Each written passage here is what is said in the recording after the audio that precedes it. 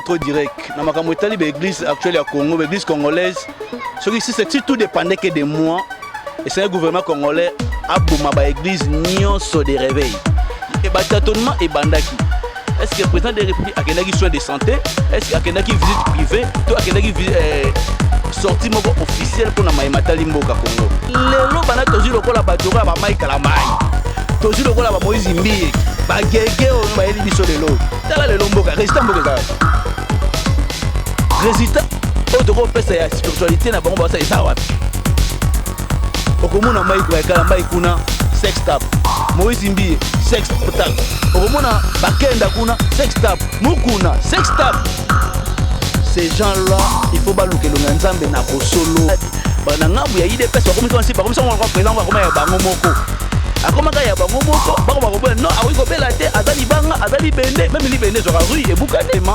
To bouté gouvernement au dehors, ba église na soto longo ba o da bisote, église na bango elongwa, o papa soka kufi, atiaka mwana na ye. Ba longwa.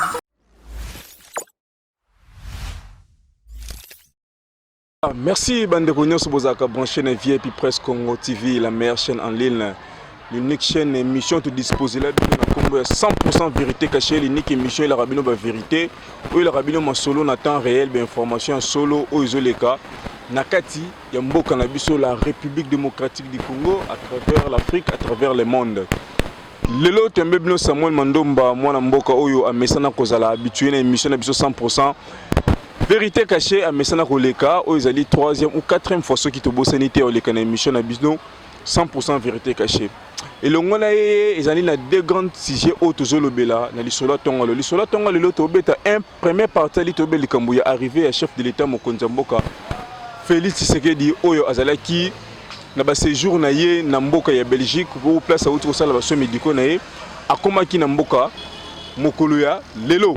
A commis le long na tongo mbule beti mokonza mboka komi a komi atamboli a otiko la bandeko yo dépôt essence zikaki et puis deuxième sujet de côté lisolo ya actualité du jour ezole kana makambu ya ba pasteur to yibi mamuzole ka entre ba mai kalambai bangunyo songona to décortiquer ngo à long et à large.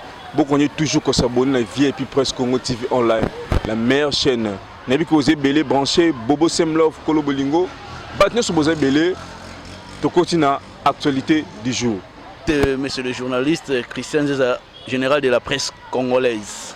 Merci. Tu n'es pas souligné na entrée de jeu. Toujours le Matali Nyonso ya Congo. Na monio flashé le Komoro ya au Italie président de la République sorti na arrivé na les concernés à René Osala Libanda ya Mboka. Nayebi keningi tozali wa toyeba ningi ko pesa yango peuple congolais à comprendre ni to ebengami libiso liboso ya betando ikina bango. Merci. Oui, moi Mboka Samuel Mandomba ningi litiko ba président de la République Félix Tshisekedi a otiko koma na mboka comment na président zongi ningi ba rimer etambola ki président Koufi ba c'est le président opération cœur ouverte ba mambeloba miloba mi comment na mwana mboka président de la République azongi na mboka na ye a bon état sentiment nyozana. Bon, étant que patriote, compatriote, on a eu le sentiment que le sentiment de gens comme mon président Nabiso Azongi, le président de la République, mais le mal est que Namboka Nabiso, tout un problème de communicateur. Président Azali président Aouti na parti à IDPS. A commis président de la République, Azali na organe où Azali habilité à couper sa peuple congolais information claire. Mais Ozali Yakoka Mozanini, toujours comme on a information, il y a président de la République côté Aouti, et Zouta na un combattant sous les bois, il y a ministre et média, information après sa peuple congolais. Et tâtonnement et bandaki. Est-ce que le président de la République a des soins de santé? Est-ce qu'il y a des visites privées? Tout a des sorties officielles pour la Matali Mboka Congo. Tout le monde dit sous ba divergence et bandiwana. Au président de la République à Koufi. Oh, déjà depuis les 7. Mais nous sommes des manque de communication. Communication est ma belle en boka na biso.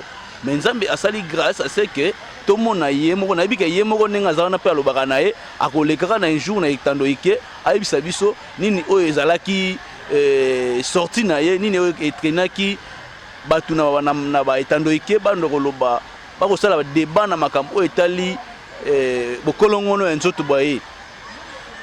Bon, maladie ya mokonzi mboka ezali ndenge oluti kolobaki non presse oyo epanzaki sango zaki presse étrangère. La presse étrangère ne babandaki kolobaki non le président de la République Félix Tshisekedi a opéré basali opération cœur ouvert mais presse na biso a ndeko dénoncer yolobaki non ezaki hernie fiscale. Bon ngai na do pesa plus crédit na presse étrangère parce que le président de la République a gagné aux soins na presse étrangère na hôpital étranger. Né yango na pesa plus crédit côté azalaki belo solo te opération cœur ouverte mais salamité mokonzi mboka zongi. Oui, il y a zongi, mais il faut que tu aies opération à cœur ouvert, ils ont mis le commerce pour monter à Tambola. Les médecines ont évolué déjà. Par contre, l'opération, les lolo Tambola. C'est normal, presque, et le babongo. Parce que nous ma belle, ils appellent les sous-somoniques, tous ont l'information, malam, pour te biso, tous ont l'infrastructure sanitaire, il y a bien un beau cannabis. Si aujourd'hui on avait une infrastructure sanitaire, il y a malam, le président de l'Église a soin d'un beau cannabis au Congo. Dans la information sur la président de la santé à président Nabiso. Si vous avez déjà Libanda, vous avez soin Libanda. Je dis par contre que vous avez soin de Bango de la information que le président de la République a été opéré, à cette opération à cœur ouvert. Il faut que vous Bango de Libanda. Les médecines ont déjà évolué. Il y a des médecines modernes qui ont évolué. Les lolo tamboli na yo. Il faut donc demander nous Bango et puis le président de la République yemoko après ça information sur na Italie et santé na ministère ya média et communication pas comment communiquer biso est-ce que le peuple connaît de thème que notre président a bimaki wana na Italie santé na basala qui est opération ya cœur ouvert c'est un peu ça biso totalement na mutu ya ngwana bien que esali ba tolé na place publique ya koloba que président de la République bango mona IDPS bazoboya yango ke azaki na santé na basali opération te azaki pe maladie et si ka mabe ezo ute yango na bino bozui bosali déjà 3 ans na pouvoir bo créer même pas infrastructure sanitaire moko adéquate pour te permettre à ce que président de l'Église ngazo soué ba ministre ba soué ba zongo apote ba bete santé na bango mais so soué mais kuna akufa kitendo lobani bango balinga lobani.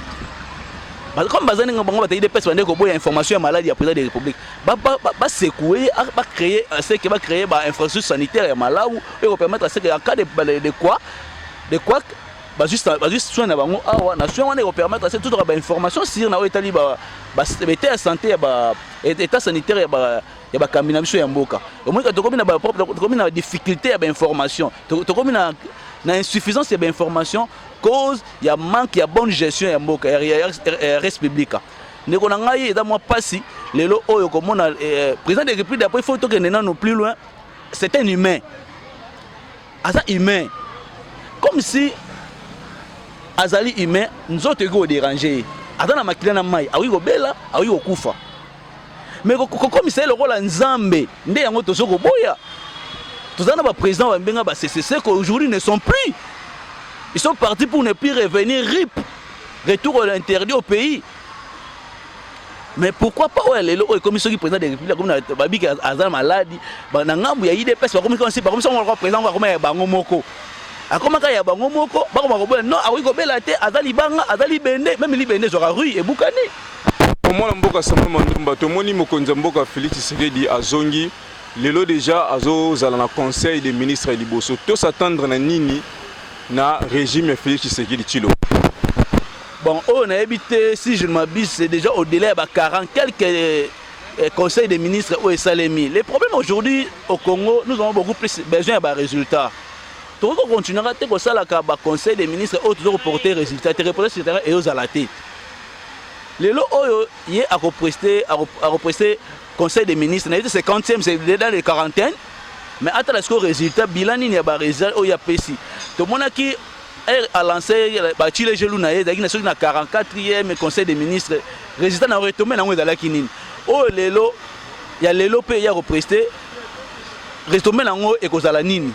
Mais c'est que ouais que dans nos zones à sous mouken moins rapide à côté de la santé naé pour vous dire que la médecine a assez évolué. T'as mu opérer qui est déjà opération du cœur, les lois à la conseil des ministres, c'est-à-dire déjà en bon état, Nzigola Radier, mais il y a biloko ya modèle wana il faut pas que moi suivi et dans la trop parce que le peuple congolais souffre vraiment na niveau moko incroyable ata la non ba secteur où ils ont boité totalement alobela yango plus ameka ko booster ba ministre wana eza bango nete ba osala eloko te baloba yango bien les poissons commencent à pourrir par la tête mutunde eza ya kopola il y a d'autres salaires qui moyens de permettre à ce que chaque secteur évolue. Chaque secteur ait impulsion, accompagner impulsion par des moyens. Une impulsion sans moyens. Et puis, dans le terrain de impulsion, dans le terrain de retour de l'Arabie, il y a impulsion, il moyen exacté. Il y a moyen. Retour de la peuple congolais, on a créé RAM. On a créé My God. On a créé un biloko pour nuire le peuple congolais parce que yo opesi ba moyen te opesi juste impulsion maintenant pour na kobanga yo président de la République opesi ba moyen opesi impulsion opesi ba moyen te maintenant les ministres commencent à manipuler la population congolaise le ministre commence maintenant à secouer le peuple congolais na foutre ba taxe o eza même pas na règlement budgétaire moko boye tout ça et donc ça pena malamu te il y a aussi le conseil des ministres, il faut alobérer le Kouana. Au petit impulsion du conseil des ministres, au tel secteur où ils ont évolué, il y a des moyens. Il y a des moyens, ils ont Congo. Les moyens sont belés. Vive Zobanga, peuple président de la République à lobby. Il faut tout ça, le président de la République non. Mais président, tu as dit, tu as donné l'impulsion, il faut aussi donner des moyens. Sans moyens, on ne peut pas évoluer. Oui, c'est clair qu'il n'y a pas de moyens. On peut se faire impulsion, oui, tu as ça au lobby. Pour nous faire mais maintenant, là, quand tu es parfait, il faut faire des moyens. Des moyens exactés. C'est un peu ça. Moi, je vais toujours continuer. Na l'isolo, à travers le monde. Bon, on est toujours s'abonner massivement dans notre chaîne Vie et puis Presque Congo TV Online. Bon, tout le monde va gouverner, se prévoir. Biso de ça la remarque na mboka na biso awa batu bayaka kaka au moment où likambo komi tala net incendie essence et tout ça les dépôt essence en plein centre-ville en pleine famille bandako ils pembeni mais dépôt au plus de 100 bidons 200 bidons essence ici comme encore les lorsque to moni et batu ba kufi incendie c'est batu ba famille belé bungsi bana ba biloko kei batu ba kei ba ndeko belé ba kufi analyse ne ko sala pona biloko bongo ministère et donc bureau lango za la kanini gouverneur ya ville qui sa rôle les années na biloko boui tout ça analyse ne ko ça selon yango de toutes les façons pona ozala compatissant na opesa non na ba famille ou père de bat na ba on a ba incendie wana ya ba manque ya bonne gouvernance ba mes condoléances courage nous sommes de cœur avec eux mais gouverner c'est prévoir au souligner qui ont déjà na entrée à question na yo bande ko na biso lelo moko eza ko évoluer ko créer pompe essence sur des stations et essence en plein centre-ville de ma part je trouve pas ça très mal mais sauf que Mundele a matissa déjà niveau ya makambo wana et ko créer loko bon même na poto ya ben extincteur o ezalaka na pona ko arriver ko ben incendie ce qu'il faut trop mituna est-ce que biso tout na ba mesure o ezo ko accompagner ba incendie o ko accompagner en cas d'incendie. Il faut qu'il y ait des secteurs, il faut arriver pour ma moto, il faut qu'il y ait des mituka, anti-incendie, il faut être déjà prêt pour que Babylone est arrivé, que la vie humaine est de la pertité. Parce que Bissot n'a mis tout le monde à cima.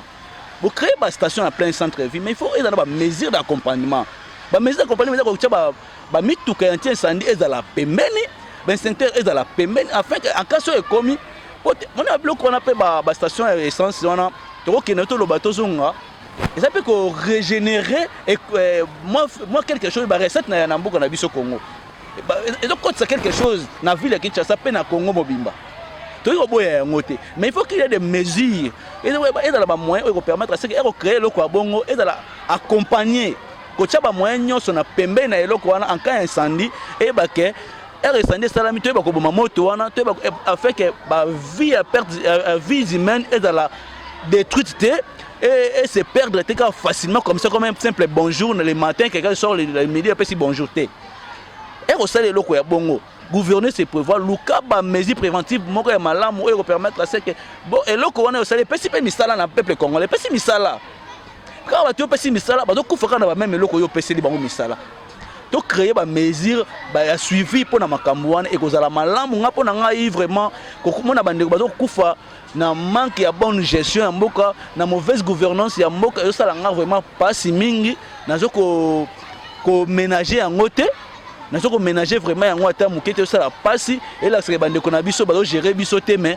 bazo gérer ba poche na bango ya azui na ye pompe essence ache vu que à sali ba mesure ya protéger population te nga comprendre ngo que ala na poche ya mbongo opérateur économique wana ache eloko na ye ya zwa na mbongo ache na poche mais o etali population il s'en fout balu ko créer ba mesure o yo seke ko protéger pour peuple congolais na ba makama ya boy. Merci. Voilà. Merci, là c'était le premier sujet. Donc on a le deuxième sujet pour demander na suka ya lisolo tongo entretien na biso tongo ezali dossier ozoleka na makambu ya ba pasteur. Tomoni lelo église actualité du jour ozolo ba makati ya mboka omoni makambu elekeli notre frère le frère Mike Kalambai. Tomoni côté oyo entre les pasteurs Marcelo, le pasteur Moïse Mbie, ba mésentente. Tomoni côté oyo pasteur Moïse alobi bat baye na église ba bomaye bat ba enlever. Et romona biloko bongo. Peuple de Dieu, lelo tomona église etondi na bandeko na biso ba papa ba mama bilenge ba ko luka nzambe parce que lelo solution komika ka nzambe ba église zotonda. Ozomona biloko zoleka oyo zoleka na église, o église esala lelo. Analyse no ko sala selon nga trop direct na makambo etali ba église actuelle ya Congo, ba église congolaise ce qui c'est tout dépendait que de moi et c'est un gouvernement congolais aboma ba église nyonso de réveil na rapena clair na point wana so tali depuis les églises de réveil sont là et zaka ba divorce ya ba famille et zaka bana bakabana bandoki lelo o ezaki na l'époque avant parce que l'église de réveil, si je ne m'abuse pas, et que je vois moi en plein dans l'année 2001. Moi en plein dans ma classe, parce que mon boutou, amiga ko stoppé ba fléau na l'église de réveil. Au moins na mon boutou na moi ba réticence de refongola na ba église de réveil fongo maboye. Tout le monde a quand même autour de là. Moi na muké auto aider facilement au yata na souffrance. Mais l'autre quoi sur aider ata mutu na ba pona nini. Oyebi état d'âme na été. Atandoki, babengani na famille na bango pa lokayi nani tout ça. Mon eloko na créé déjà rupture entre nous peuple congolais, entre nous peuple kinois. Pour nga si tout dépendait que de moi. Et loka liboso na ngena loba gouvernement a bloqué akanga ba église de réveil. Ba église de réveil et sunga biso te to sali be kodima to si na ba kodima to landa la biso. Ba la biso crainte ya Jésus-Christ. Je suis chrétien. Parce que crainte c'est Jésus-Christ. Mais le autre monde va passer par ça là, bazobanga même pas Jésus-Christ au bambaté arabiso. Bazobanga nzambe te. C'est que bazobanga nzambe, muto bazobanga nzambe, il faut adala quand même na bobanga ya kosala pe muninga na e proche na e mabe, ya kolobela muninga na e pe mabe. Okomona pasteur aleki na cher, ye adote ya conflit ya ye na collègue ne pasteur. Conflit ne yango azote ya. Wana za kobanga nzambe te. Et puis au monde autre ben ba fan club ya église parce qu'on acclamer pour dire que pasteur wana na kwa na lekela kae la pesa nga mo eloko moko boye atali kangu na ngai tika to betaka maboko na tout na yepe pondimi wana abenda ba fan club na kati église a créer ce que ba groupe skir na kati église ole bisika to rapporter to pesa ba problème na biso na pas pasteur a comme ça on pas nzambe a seke nzambe alimbisa ba masumu na biso to komi ko bakisa ko zwa masumu nde tozola l'église na kozusu masumu na église to bimi nango libanda na pesi frère Patrice Mbote o aloba okomona église na mokili omona ngo na église yango tozomona lelo na kopesa Yesu Mbote pour la seconde fois. Président Kagame na Rwanda pe o kangaka ba église plus de 6000 églises de réveil na Rwanda. Vraiment tu as posé batu ya bongo. Po to meka ko mettre fin na bloc il faut to que nango droit au but. To ko mettre ko kajola ka yango te. Et ça m'a bé. Tomoni na l'église de réveil, ba pays nyonso Afrique offre l'église de réveil ya. Tomona pays wana et comment développer. Mais biso fleur ya réveil bande c'est comme si evanda na RDC. Mais tout le monde pays sont en racine. Et cause à la base to semble bien te ma bezebele. Bon, j'espère que dans le pays où l'église de réveil kota moi fruit à malamu ezali, je pense que même gouvernement là bango est responsable. Tout ça, et ça revient toujours dans le gouvernement Nabiso. Aïeba ko beta c'était marteau dans ma matali spiritualité à peuple congolais. Spiritualité les lo au monde que même peuple congolais attend ba classe assis ici sur terrain aïeba au salaté et lo ko moroté. Spiritualité naé eza bafoué. Spiritualité peuple congolais eza sous na place nango o esengi ezalaté. Peuple congolais gouvernement congolais il faut aboka lisu naé na o etali l'église. Mboka oyo l'église est tombami et le gouvernement est assuré parce que le lot automonique de Kamba a commis représentant l'église de réveil. C'est le gouvernement congolais de Tchéouana. C'est le gouvernement congolais qui a le gouvernement décidé d'un peu se mettre le limo le Saint-Esprit comme gouvernement. Il y a un second monique très bien comprendre déjà le commis na place est-ce que nous amène à agir le commis gouvernement a commis quoi agir. Comme le gouvernement comme il agir na place où État nzamba agir il faut bango pe bazoba yebake ezobebisa image et non seulement ya ba église ezobebisa image ya mboka ozomona ke même mabele c'est kana ekobuka na te nzamba komi ko kanda komi kobuka même mabele pota esa bino ke tout ce que vous faites banga na d'accord na binote na suna binote nzamba tikala na mitema ya ba peuple na ye o bazobanga ye mais Congo pena bo en réalité nzamba atikala na ngoli susute. Tout le monde a Congo peut évoluer. À travers la mitema nzamba akeli ba peuple na yo ya tikala na bango atikala na bango. Mais en réalité Congo soki nzamba zaki na ngombe le tout le monde a changement munene. Donc ba pasteur ba yote ya biso ngai na kosenga seke ba pasteur wana basenga pardon. Basala prière ma ezala uniquement pardon, ba confesser ba masumu na bango, ba leka pena ba confesser masumu na aseke Congo évoluer. Spiritualité à Congo pays à Congolais est bloqué. Évolution exacte. Yo mo zo mona te papa, yo za mo sala nzambe. Oza mo sala nzambe yebani. Le nzambe va permettre yo obali, oboti, ozolesa mwana, ozolesa famille le lotini mwasi na yo ni bana mboka. Est-ce que ça on a mbongo ya ba ndimi oyo ba to na ba église na bango. Peut-être le so da kina église na bandimi belé ngo za ki wana na kondimonga na yebeli yo. Bandimi ngo pesa bon peut-être de misala. Le lo ba bandimi ba ngo za ba mandiante. Mais tala na l'église na ya biso ba kendo mona muto na plus de 400 520 000 personnes ba patients ba bandimi mais bandimi nyonso bazali ba chômeur baza ba mendiant mais ye azomi benga okomona pesi pe comme mboka bati awasenga bango subo front ba dim mais mon peuple on a zo souffrir est-ce que mona na sika bon nzamba zali muto esika nzamba va na biso alakisa so bolingo tanga de jeunesse apocalypse omona ka nzamba alakisa ateyinde bolingo ezali okotika ndekono jamais à souffrir donc eloko bongo esenga te ozala docteur obe basa elo dessin pour comprendre que na mboka na biso bolingo ezate ba église ezotaya biso eloko moko te donc esenga ete ba pasteur na biso actuellement oyo ba bengami lelo omoni na tango ya ba dina bala quand même to sentir quand même que nzambe azalaki banzela po nzela ebukana ezaka mwa pasi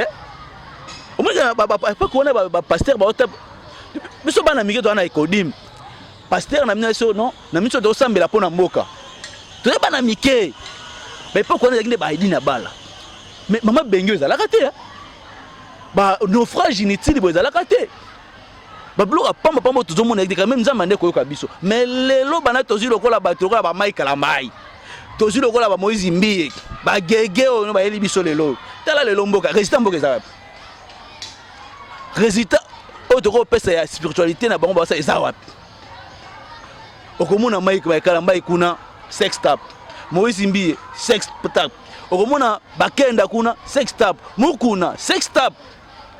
Ces gens-là, il faut baluke longanzambe na bosolo. Il faut baluke longanzambe na bosolo.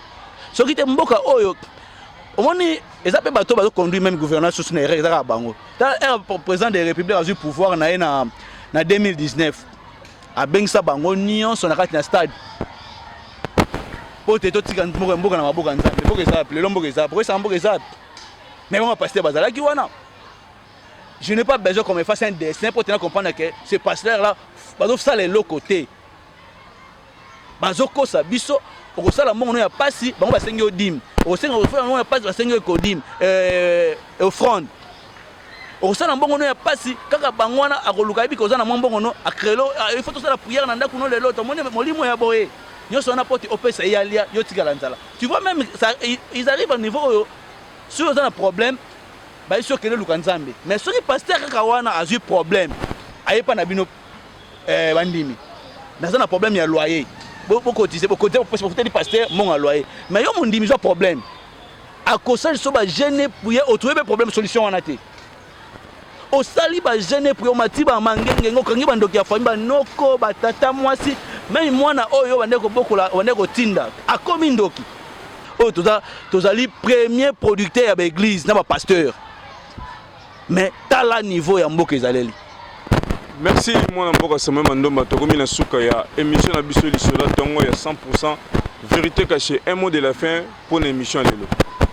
Un mot de la fin ngai Samuel Mandomba na osenga vraiment na robana nde bandeko na biso ba gérer biso bo pesa peuple congolais loko ba osenga et ça facile peuple congolais azoliate tala bien muta elo biloko peuple congolais alaka utaka wapi e utaka na mabele totana mabele bo sala bilanga bo lona bo pesa peuple congolais biloko balingi balia peuple congolais na posa ko lia na o etali bandi kuna so ya ba o abenga ba pasteur ba soin disant ba pasteur ngakutu na ménagera bango même pas ba do conduire mboka so na berre net lobi na vani nanu awa na boso ya re nazo mona bato bauti na ngomba na pasteur na babundi liboso na biso bato fingana awa na re bauti na ngomba awa na catholique ya nini intendance awa bato fingana c'est trop aberrant comment on a acte bongo tu viens fraîchement ya koyoka maloba nzambe mais okomi na arrêt de bus okomi ko se pointer les doigts na muninga et puis boke plus loin ko sima na nzoto ko bunisa muninga. Le message n'est pas baninga. Vraiment, bandeko na ngai peuple congolais na kosa bino kozala un peu vigilant. Na makambo kana mboka na biso, ba pasteur malon bazate, ba dirigeant na biso ba gérer biso na défi, ba lingi ba poche na bango, to telema biso peuple congolais to telema, to benga na ba église, to benga na gouvernement européen pour gérer mboka na biso bien te. Tanenge to ba nzala na biso to ba kuna lena nute, na to nzala makasi mais na salaka. Yeba que ceux qui le doivent changer gouvernement to maintenir l'élection en 2023 gouvernement o elongwe na ngwe to gouvernement malamu o ko peso ko lier peso misala to za la malamu vraiment na pesi mbote na ngai na Jean Tsaka azali gouverneur bourgmestre ya Lemba na pesi Jantiningo bila mbote azali gouverneur na pesi pe Jonathan va na madame na pe na pesi mbote.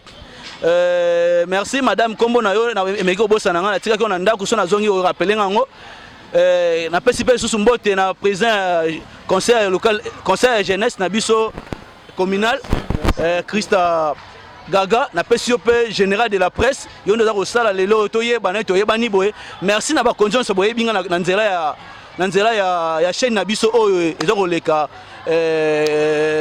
VIP presse ba onso boye binga boso benga na nzela ka ya chaîne oyo yango moni il faut que tozalaka bo cha ba moyen na bino ba événement minene so ezali bo bengisaka bango ba numéro na bango ezalaka na se wana bo bengisi pe bango kaka ne bo biso na nzela bo benga pe bango pe ba yebana na mboka na biso Congo et au sala biso malam pe congolais to télément to bouter gouvernement au dehors ba église na soto longo ba o eza biso te église na bango elongwa o papa soka kufi achaka moya na ye ba longwa.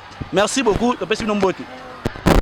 Merci beaucoup, émission 100% vérité cachée, l'unique émission au Telobaka. To komi na suka ya entretien na biso lisola tongo. Bible lobby, on se moque pas de Dieu. Basara na nzambe te. Quelque part il y a un Dieu tout puissant qui agit. Bino ba pasteur bo sala nzambe na ba aventure. Obo bung sa peuple de Dieu nzela. Nzamba on s'occuper na bino. Jésus-Christ revient bientôt. Bo décourager bat ko sambela, bo décourager bat ko kende ba église. Boliko perdre apparence au bozola qui sa yango te bosela nzambe sima. Bande ko bolanda nga travers le monde, Bible lobby, Jésus-Christ est ses disciples. Molonya loni biloko. Munguna pa ya loni. Jésus le botika ngonyo se kola. Ere ko kola, boko yeba ya faux, na vrai, na bambuma, na bizaleli. Mais il est temps, boyeba qui est vrai, qui est faux. Bolonga du fanatisme. Bolongo kozala fanatique ba pasteur, kozala fanatique ba politicien, bota la vie na yo. Politicien mon côté déjà bimisa bana na yeba ke marche awa. Politicien mon côté bimisa mwasi na to bana na to ba neve ba nièce na ba ke marche lipe kita na mboka. Et vous, bozala ba fanatique ba politicien bolongo bozala fanatique ba pasteur tala mambozo le kali na ba église bino mubetela kakeno mon pasteur mon dadi dadi alobi bolongo fanatique ba pasteur bozo mona ozo le kana kati ya mboka na biso botanga Jérémie 23 na première verset na 4 bino ba pasteur rebelle o nzamba bisi bino comme d'habitude toujours idéologie 5 minutes de réflexion. Je suis un serviteur de ni na rosa late. Ni na rosa late. Nzamba on s'occuper la bino.